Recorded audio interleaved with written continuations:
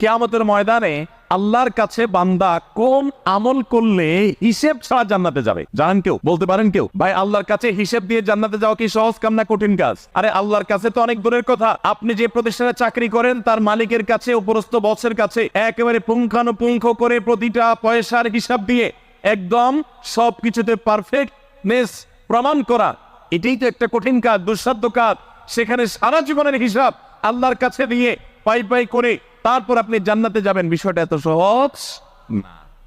তাহলে হিসেব ছাড়া আল্লাহ তাআলা এমনিতেই বলবেন হিসাব টিসাব নাই, তোমাকে এমনি জান্নাতে দিলাম, এটা চান আপনারা?